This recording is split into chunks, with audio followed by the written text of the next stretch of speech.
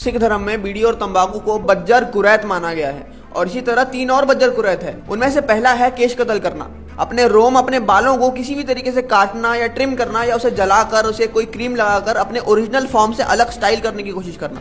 दूसरा है कुट्ठा मांस खाना, यानी कि हलाल किया हुआ मीट कंज्यूम करना, जिसमें कि जानवर को धीरे धीरे तड़पा तड़पा कर मारा जाता है। अब किसी भी तरीके का मांस खाना सही है या नहीं, इस पे एक पूरी अलग वीडियो बन सकती है, लेकिन कुट्ठा मांस खाना बज्जर कुरैत है। तीसरा है पराई स्त्री का संग करना, यानी कि अपने पार्टनर के अलावा किसी और के साथ फिजिकल रिलेशन बनाना। और चौथा है जगत झूठ तंबाकू का सेवन करना। ये चारों चीजें सबसे नीच मानी गई है और इन्हें ना करने की सख्त मनाही गुरु गोविंद सिंह जी ने 52 हुक्मों में अपने सिंहों को दी है, जो कि 52 ऑर्डर्स है जो गुरु पिता ने सचखंड श्री हजूर साहिब की धरती से अलोप होने से पहले अपने सिंहों को दिए थे।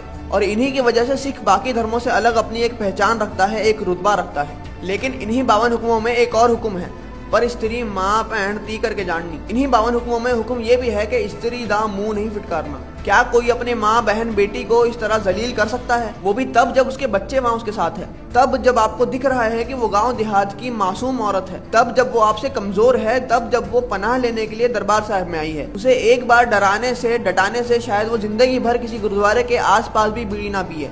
ऐसी औरत पर बदसलूकी। कहीं देखो तो ट्रांसजेंडर्स को लाठियों से मारा जा रहा है। हाँ, हो सकता है कि उनकी गलती हो।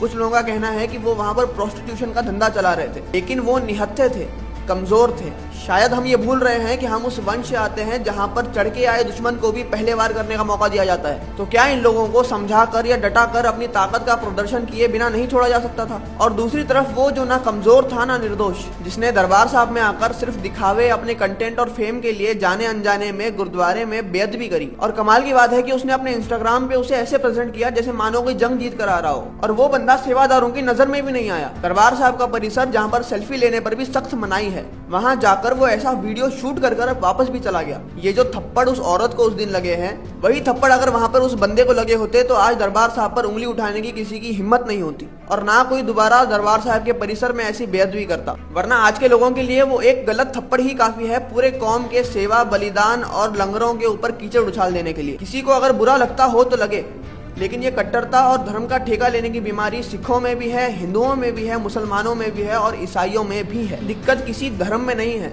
हमारे मानने में है। किसी और पर उंगली उठाने से हमारे घर के हालात नहीं बदलेंगे। हालात तो तब बदलेंगे जब अपने धर्मों को हम सिर्फ मानने के बजाय पढ़कर, सुनकर, समझकर जान पाएंगे।